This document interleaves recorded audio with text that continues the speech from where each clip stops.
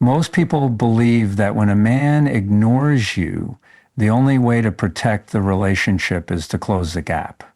Reach out, explain yourself, try harder. But in reality, I've seen more love lost through over-pursuit than through space.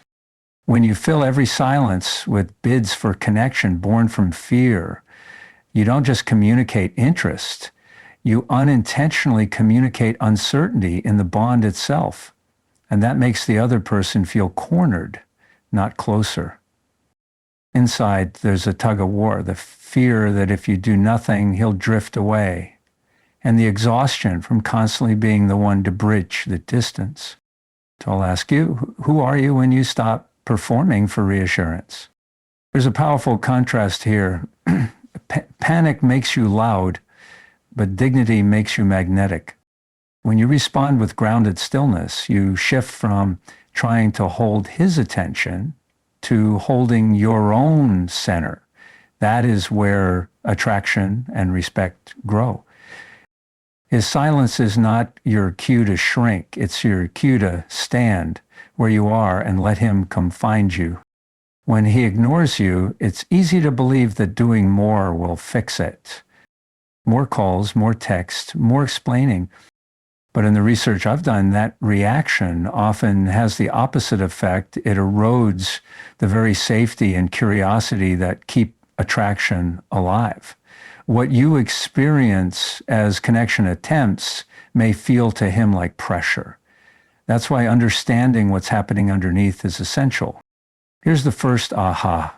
Emotional flooding isn't just about conflict. It's about any moment when your nervous system is overwhelmed. When your heart rate spikes, your breathing quickens, and your body moves into fight or flight. In those moments, you're no longer grounded. Your bids for connection, the hey, are you okay, or I just want to understand, aren't just about closeness anymore. They become attempts to regulate yourself through him, and that makes him retreat further. Second aha, silence can be medicine when used consciously. We often think silence equals detachment or punishment, but when paired with self-soothing, it becomes a reset. Self-soothing, whether through deep breathing, a walk outside, or writing down what you're feeling, reduces your physiological arousal so you can think clearly and speak without criticism, contempt, defensiveness, or stonewalling. The Four Horsemen that predict relationship breakdown. One of the most common loops I see looks like this. Behavior. He ignores you, you feel anxious, you pursue harder. Insight. The harder you pursue in a flooded state, the more he withdraws to regain his own space. Healing. Pause to regulate yourself. Update your love map by remembering who he is outside this moment of conflict and reapproach from a place of curiosity, not demand. Here's the reframe I want you to hold. If I'm not fixing it now, I'm losing him, is a toxic belief. The truth is, if I can't center myself now, I can't connect with him in a way that builds trust. Pulling back consciously is not abandonment, it's boundary. It signals that you value the connection, but not at the expense of your dignity. When you stop trying to force a response and start giving space, both to him and to yourself, you create the conditions for healthy bids for connection to reemerge. That's when communication shifts from desperate to deliberate, and the relationship has a chance to breathe again. She used to read his silences like they were coded messages. If he didn't text back, she'd scan their last conversation for what she might have said wrong. If he was short on the phone, she'd stay up late writing long, careful explanations, smoothing every edge of her words so he couldn't possibly misunderstand her. One Tuesday night, she sat in her car outside the grocery store, the overhead light dim, her phone glowing in her hands. He hadn't replied in hours. She drafted a message that began with, "I just don't understand why," and halfway through typing, she caught a reflection in the black glass of the screen when the text box disappeared for a moment. Her own eyes looked tired. Not the "I've been busy" tired, but the kind that comes from carrying a conversation alone for months. She hesitated. The phone was silent. The world was silent. Even the hum of the parking lot seemed to fade. And then a whisper from somewhere deep, "You don't have to go first this time." She exhaled, deleted the message, put the phone face down on the passenger seat, sat still. For the first time in a long while, she didn't feel like she was waiting for his words to tell her who she was. It hit her. What if I was never too much, just giving to someone who wasn't giving back? That night she went home and made tea without checking her phone. She put on music, not to fill the silence, but to accompany it. And somewhere between the first sip and the last, she realized she hadn't gotten him back. She'd gotten herself back. When you stop begging to be seen, you finally see yourself. When someone you care about ignores you, the first instinct is often to close the gap. You want to reestablish safety by getting a response. But the most effective response isn't always immediate action. It's intentional stillness. When you ground yourself first, you protect both your dignity and the possibility of reconnection. Here are a few tools to help you do that, backed by what we know from decades of research. The first is the 60-second pause before reacting. In our Love Lab, we've measured how physiological arousal, a rapid heartbeat, shallow breathing, muscle tension can impair clear communication. When you notice yourself about to text, call, or send that long paragraph, stop. Take 60 seconds to breathe. Inhale for 4 counts. Exhale for 6. This allows your body to shift out of fight or flight, which dramatically reduces the likelihood of triggering the Four Horsemen, especially criticism or defensiveness when you do speak.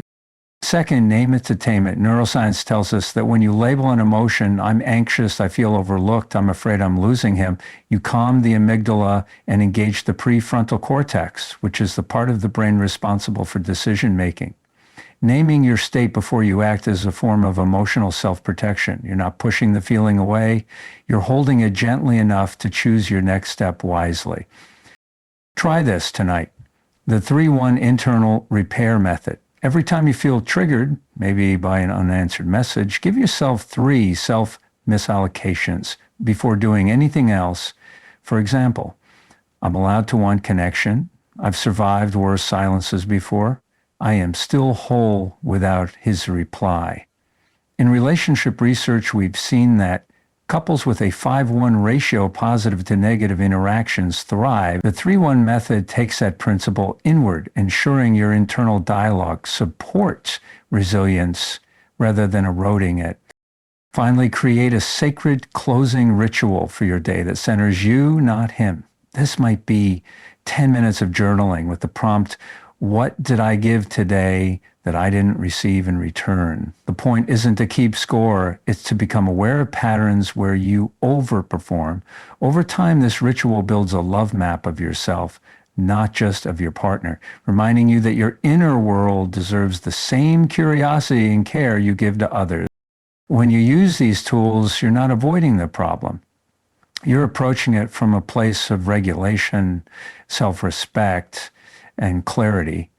And that's when silence becomes an act of strength rather than a wound to heal from. You've been giving, not just your time or your words, but pieces of yourself you didn't even know you were handing over. You've stayed up late, waiting for a reply that never came, rehearsing explanations that might make him understand. You've told yourself, if I just say it better, if I'm just more patient, maybe he'll finally meet me where I am. And still, he doesn't. And still, you're tired. This is where I want you to lean in, because the truth might surprise you. Pulling back is not the same as walking away. Silence, when it comes from strength rather than spite, is not abandonment. It's a return to yourself. It's a way of saying, I am still here, even when you're not looking. Goosebump moment. Imagine the first time you put your phone down without a knot in your stomach. The first time you look in the mirror and realize your worth hasn't shifted an inch just because he's quiet. You feel it in your chest. the relief of not performing for connection. Let me ask you a mere truth. What if you weren't too much, just unprotected? This is not about punishing him. It's about protecting the part of you that has been negotiating for love instead of living in it. And when you protect that part, something changes. You stop gripping so tightly, you stop chasing, you stop making the silence mean you are less. Here's the transformation I want you to carry forward. I can give space without losing myself because I am my own home. When you begin to live from that place, his silence no longer defines you. Your stillness becomes your strength, the place where your clarity, your dignity, and your power live. You began believing that when he ignores you, the safest move was to close the gap, to explain, to reach, to try harder. But you see now that the gap isn't always danger. Sometimes it's where you remember yourself. The woman who once measured her worth by his replies is no longer here. In her place is someone who can stand in her own presence, unshaken by a pause in someone else's attention. Because the truth is, you don't need to fill every silence to be loved. And you don't need to lose yourself to be chosen. When you stop chasing the echo, you can finally hear your own voice.